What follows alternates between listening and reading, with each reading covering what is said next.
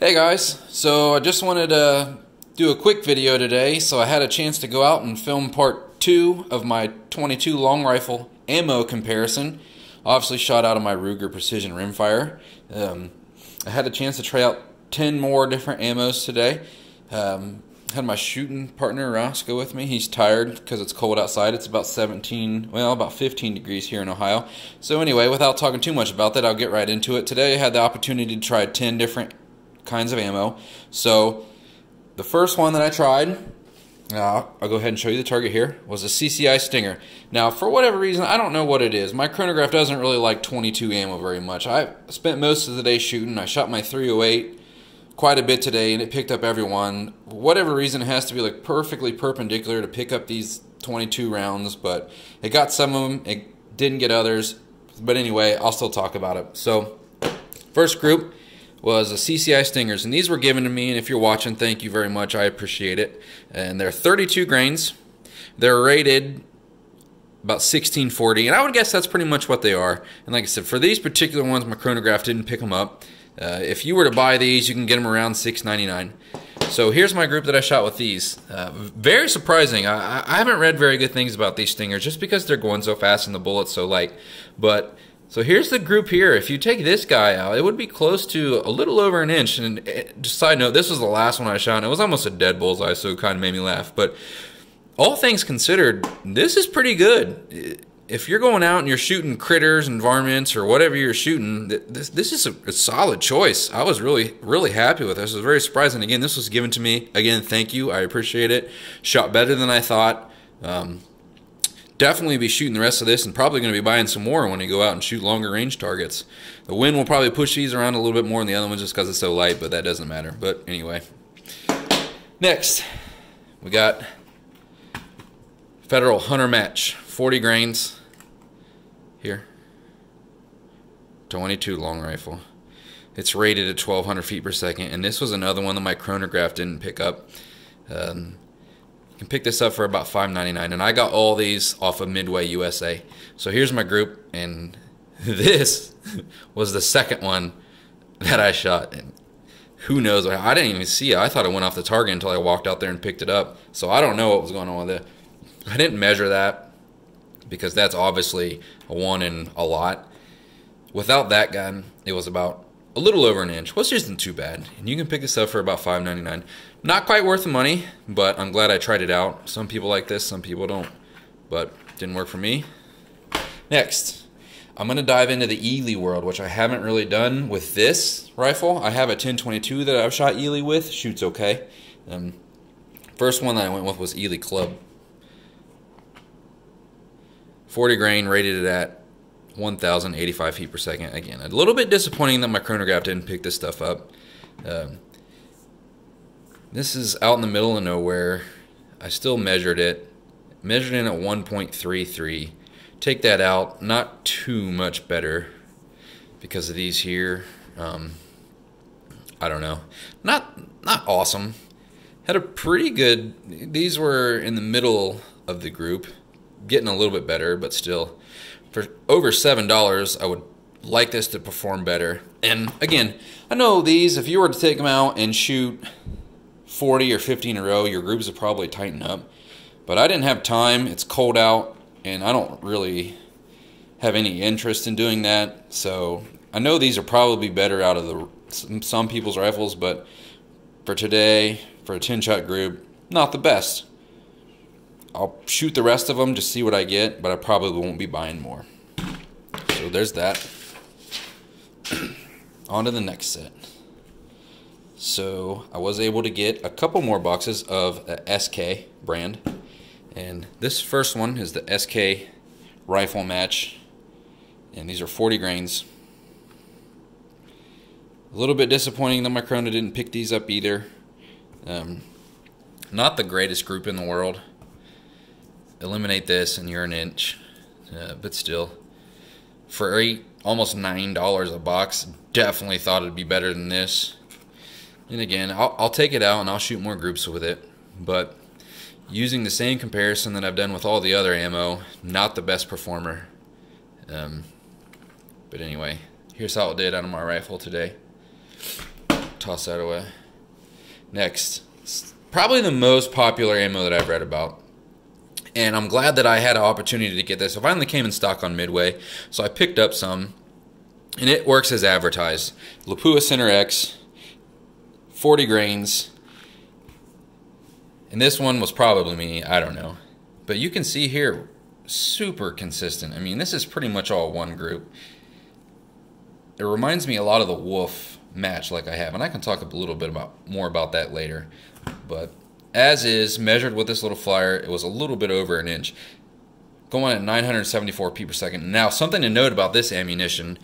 This was, out of all the ammo that I've tried, and I've tried over almost 40 different types of ammo, this was the most consistent as far as feet per second go. It only had a 15 feet per second max deviation, which is outstanding. I mean, they were like so close together, it was crazy. And I picked this up again off Midway for $12.99 just because it came back in stock. You probably get it for cheaper somewhere else. Would definitely be buying more of this. I wouldn't want to shoot it. I'll probably try it at 100 yards. But other than that, it won't be much good. I'm very curious to see. And today I wanted to, but it was a little bit windy and it was cold and it was getting dark, so I didn't want to waste these rounds because, I mean, $12.99. That's a lot of money for 22. But performed as advertised. I mean, you can see here, real tight group. Throw this out, you're under an inch. But for $12.99, Lapua, you know that brand, you trust them. A lot of guys shoot this. It's solid. Solid out of this rifle, it's going to be solid out of any other rifle. Good stuff, going to be picking up more of this. Next, Eley target. And this was the smallest out of this group today. Not by a whole lot, but by a little bit. And I haven't... Eley's hit or miss with me. Some people say they really love it, some people say they really hate it. Didn't make any difference to me. I was still going to buy it and try it just because this is an honest review and I wanted to see what worked out of this rifle. But anyway, so this is 40 grains. Rated at 1,090 feet per second, and it worked. My chrono worked on this, didn't work on this. I don't know why. 40 grains, good group. As you can see here, there's not much deviation. Wind might have pushed it a little bit, but not much. Measured to my eye about 0.73, and reasonably priced, $5.99. If I had the option to go with Center X or Target, I would probably go with Target. And again, this is only 10 shots. Could swing one way or another, but today the Target worked well for me. So definitely going to be shooting more of this and probably going to be buying some more. So good stuff. Get that out of there. Next. Again, Eley World. Someone that was really cool was the Force. Now, I've seen videos of people shooting this, and before I got big into 22, I didn't know much about it, but I just want to show some people that don't know what it is.